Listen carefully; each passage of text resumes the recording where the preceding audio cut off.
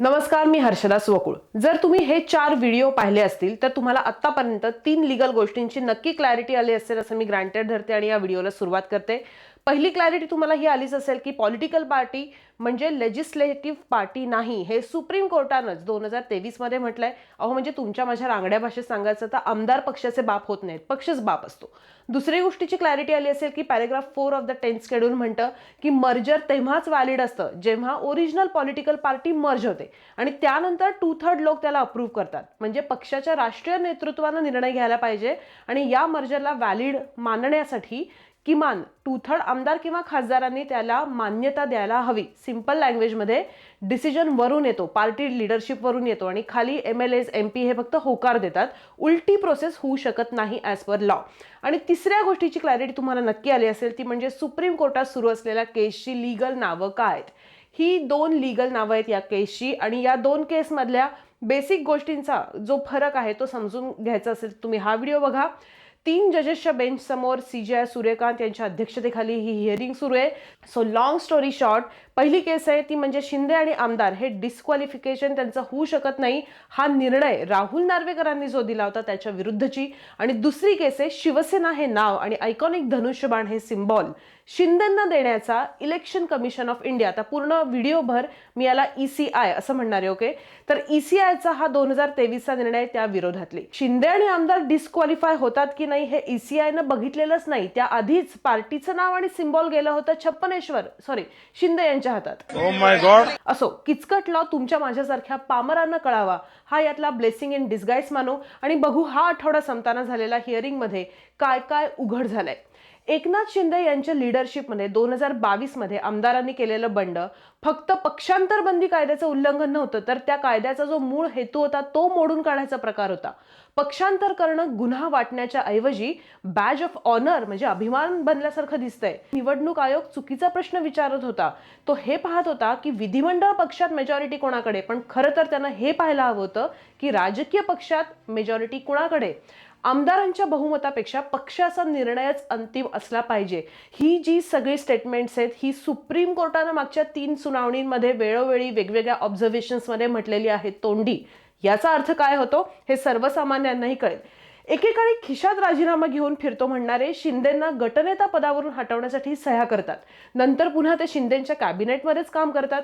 हे सगळं मी मंच नाही सांगते, तर जज्बात बदल दिए, हालात बदल दिए टाईप्स पडद्यामागच्या गोष्टी कपिल सिब्बल यांच्या आर्ग्युमेंटमधनं देशासमोर येत आहेत, तेही डायरेक्ट सुप्रीम कोर्टातनं. आणि या व्हिडिओतनं तुम्हाला खूप माहिती कळणार आहे. जजेस बरोबरचं एक अमेझिंग कॉन्व्हर्सेशन तुम्हाला यात ऐकायला मिळणार आहे. त्यामुळे हा व्हिडिओ थोडासा मोठा असेल, ओ माय गॉड, पण तुम्ही शेवटपर्यंत बघायची खात्री. Let start. 6 ऑगस्टला कोर्टात 2 गोष्टींवर डिस्कशन झाली. एक म्हणजे जर एकनाथ शिंदे आणि त्यांच्या गटातल्या आमदारांना डिस्क्वालिफाय म्हणजे अपात्र करायचं असेल तर त्यासाठी कोणते इन्सिडेन्सेस ग्राह्य धरले पाहिजेत. आणि दुसरी चर्चा झाली ती म्हणजे इलेक्शन कमिशननं धनुष्यबाण हे चिन्ह जेव्हा शिंदेंना दिलं तेव्हा त्यांनी इलेक्शन कमिशननी त्यांची लिमिट क्रॉस केली का. Quick recap. 17 फेब्रुवारी 2023चा दिवस आठवा. इलेक्शन कमिशननं धनुष्यबाण कुठल्या बेसिसवर शिंदेंच्या हातात दिलं ते मी या व्हिडिओत सांगितलंय. पुन्हा एकदा सांगते की इलेक्शन कमिशनचं म्हणणं होतं की शिंदेंकडे जास्त आमदार आहेत, लेजिस्लेटिव्ह पार्टीचा सपोर्ट आहे शिंदेंना आणि पॉलिटिकल पार्टीमध्ये मेजॉरिटी आहे का नाही हे आम्ही बघू शकत नाही. कारण पहिली गोष्ट म्हणजे 2018 मध्ये अमेंड केलेली पार्टी कॉन्स्टिट्यूशनची कॉपी एकतर आमच्या समोर रेकॉर्डवर नाही असं ECI म्हणलं आणि पुढे ECI असंही म्हटलं की शिवसेनेनं 2018चं अमेंडेड कॉन्स्टिट्यूशन हे अनडेमोक्रेटिक आहे. यामध्ये पक्षाच्या आत लोकशाही संपवली गेली आहे, एकाच नेत्याच्या हातात सगळी पॉवर आली आहे. म्हणून आम्ही 1999 म्हणजे 1999चं कॉन्स्टिट्यूशन ग्राह्य धरतोय. याच मुद्द्याला धरून कपिल सिब्बल यांनी ECIच्या निर्णयाला असा काही शाब्दिक धुतलाय की एका पॉइंटला अक्षरशः न्यायाधीशांना सुद्धा डॉक्टर बाबासाहेब आंबेडकर काय म्हटले होते याचा रेफरन्स द्यायला लागला. कसं आर्ग्युमेंट रंगत गेलं बघा आणि कसं न्यायाधीश आणि सिब्बल यांच्यात एक इंटरेस्टिंग शाब्दिक गिव्ह अँड टेक सुरू होतं बघा. कपिल सिब्बल यांनी आधी इलेक्शन कमिशनवर बोलायला सुरुवात केली. 2018ची घटनाच आमच्या रेकॉर्डमध्ये नाहीये असं इलेक्शन कमिशन जे म्हणतंय, त्या 2018 मधल्या अमेंडेड पार्टी कॉन्स्टिट्यूशनचा प्रेझेन्स वेळोवेळी ऍक्सेप्ट झाला होता असं ते म्हटले. कधी कधी ऍक्सेप्ट झाला होता, कधी कधी स्वीकारलं गेलं होतं. जेव्हा इलेक्शन कमिशन 17 फेब्रुवारी 2023ला म्हटलं होतं की पार्टीत इंटरनल डेमोक्रेसी नाहीये, तुम्ही अमेंड करायला पाहिजे तुमचं कॉन्स्टिट्यूशन, त्यानंतर लगेच 21 फेब्रुवारी 2023ला काय घडलं होतं, एकनाथ शिंदे यांनी नॅशनल एक्झिक्युटिव्ह मीटिंग म्हणजे राष्ट्रीय कार्यकारिणीची बैठक घेतली होती आणि यावेळेला एकनाथ शिंदे झाले पक्षाचे मुख्य नेते. आणि काय ठराव मंजूर झाला होता तेव्हा की 2018 मध्ये पार्टी कॉन्स्टिट्यूशनमध्ये करण्यात आलेले एक हाती हुकुमशाहीसारखे बदल काढून टाकू, पक्षात पुन्हा लोकशाही पद्धतीनं कामकाज सुरू करण्यासाठी पक्षाचं कॉन्स्टिट्यूशन बदलू, हा ठराव 21 तारखेला मंजूर झाला. सो कपिल सिब्बल असं म्हटले की हे प्रूव्ह होतच ना की 2018च्या कॉन्स्टिट्यूशनचा एक्झिस्टन्स हा नेहमीच होता, म्हणजे त्यात काय होतं, हा भाग वेगळा आहे. पण इलेक्शन कमिशननं ऑर्गनायझेशनल सपोर्ट का नाही बघितला, फक्त आमदारांची संख्या का बघितली? कारण ECI समोर जेव्हा 2023 मध्ये सुनावणी झाली तेव्हा शिंदे आणि ठाकरे दोन्ही गटांनी त्यांच्याकडे किती आमदारांचा सपोर्ट आहे, आमदार सोडून पक्षात किती सपोर्ट आहे, हे सगळं ॲफिडेव्हिटमध्ये लिहून दिलं होतं. आणि सिब्बल असं म्हटले होते की तेव्हा ठाकरेंकडे संघटन पातळीवर प्रचंड बहुमत असल्याचं प्रूव्ह झालं होतं. सिब्बल असं म्हटले की तेव्हा ठाकरेंकडे जवळपास संपूर्ण राष्ट्रीय कार्यकारिणी, उपनेते, सचिव, जिल्हा प्रमुख, विभाग प्रमुख आणि जवळपास 19.5 लाख प्राथमिक सदस्य होते आणि शिंदेकडे तेव्हा फक्त 4.5 लाख सदस्य होते. आणि आज सिब्बल असं म्हटले की खरं तर ECIनं 2018चं पार्टी कॉन्स्टिट्यूशन बाजूला सारलं. जर ECIनं त्या घटनेनुसार ऑर्गनायझेशनल स्ट्रक्चर चेक केलं असतं तर फक्त आमदारांच्या मेजॉरिटीच्या बेसिसवर हा वाद केव्हाचा सोडवला गेला असता. सो सिब्बल असं म्हटले की निवडणूक आयोगाला एखाद्या पक्षाची घटना ही व्हॅलिड आहे की नाही हे ठरवण्याचा अधिकार नाहीये.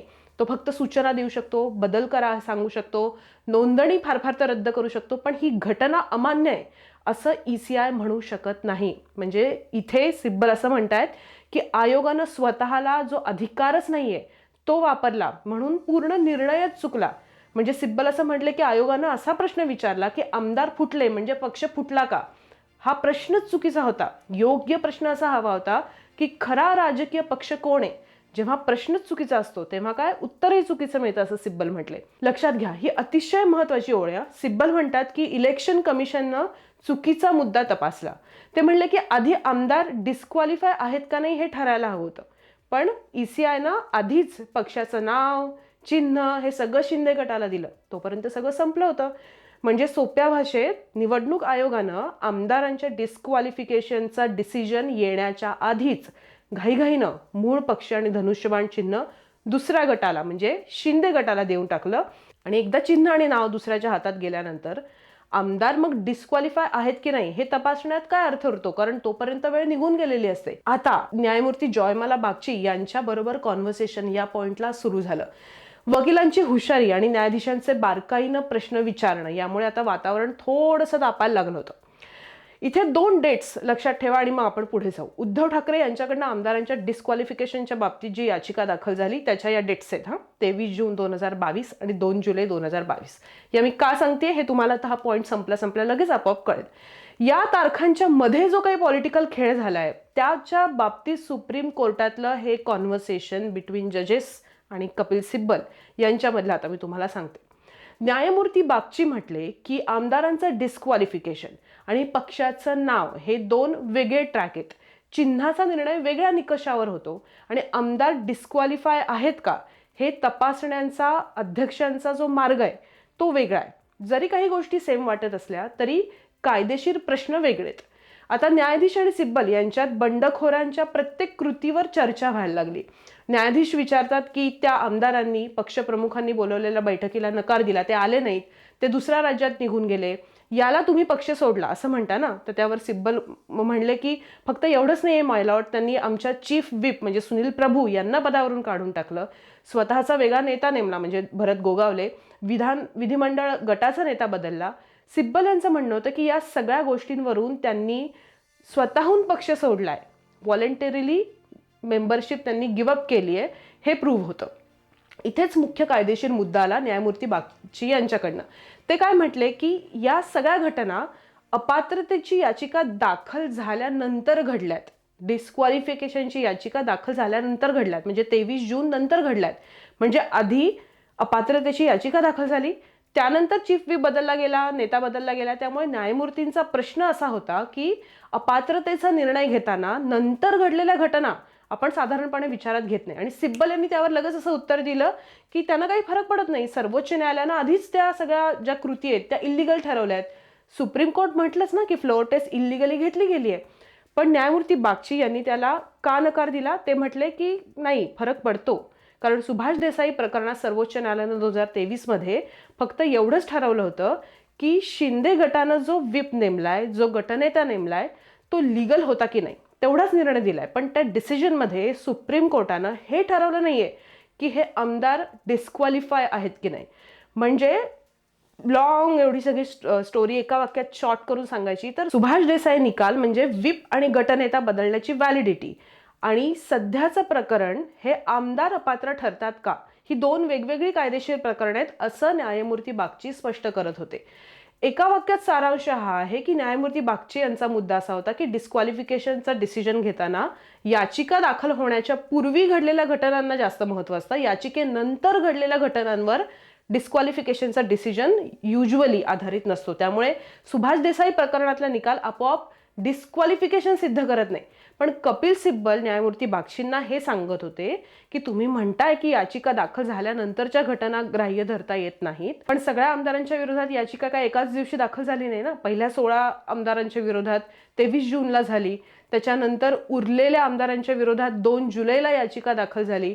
त्यामुळे 2 जुलै 2022च्या पूर्वी जे काही घडलंय, जसं की नेता बदलला गेला, व्हिप बदलला गेला, ठराव मंजूर झाला, ह्या सगळ्या गोष्टी उरलेल्या आमदारांच्या बाबतीत या सगळ्या गोष्टी रेलेव्हंट आहेत. म्हणून त्या घटनांचा डिस्क्वालिफिकेशनचा डिसिजन देताना विचार व्हायला पाहिजे असा युक्तिवाद सिब्बल यांनी केला. आणि सिब्बल पुढे अतिशय त्यांनी मार्मिक मुद्दा असाही मांडला की न्यायालयानं हे लक्षात घेतलं पाहिजे की सत्तेत बसलेले लोक मॅग्नेटसारखे असतात.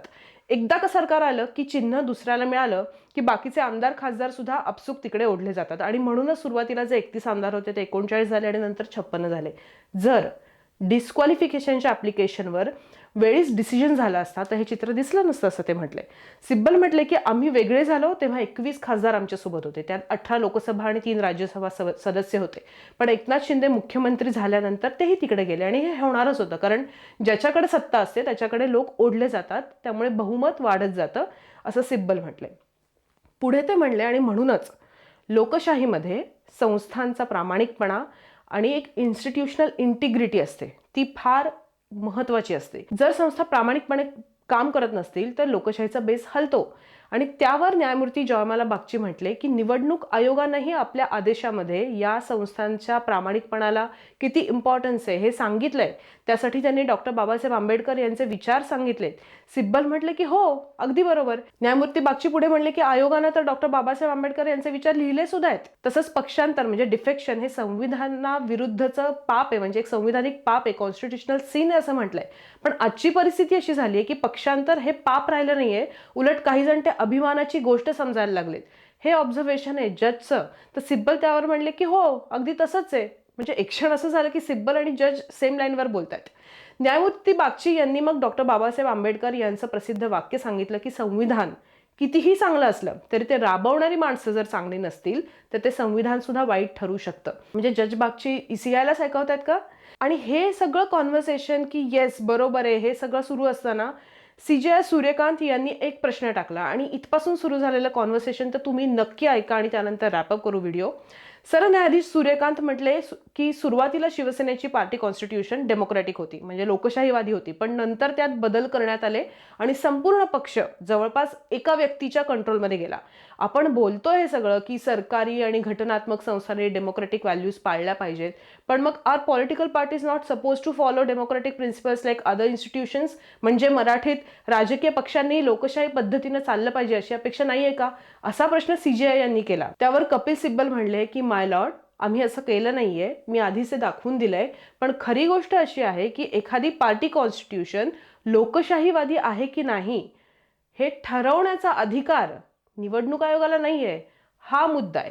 त्यावर सरन्यायाधीश सूर्यकांत यांनी महत्त्वाचा प्रश्न विचारला की आपण नेहमी लोकशाही आणि लोकशाही संस्थांबद्दल बोलतो, मग राजकीय पक्षांनी लोकशाही पद्धतीनं चाललं पाहिजे की नाही?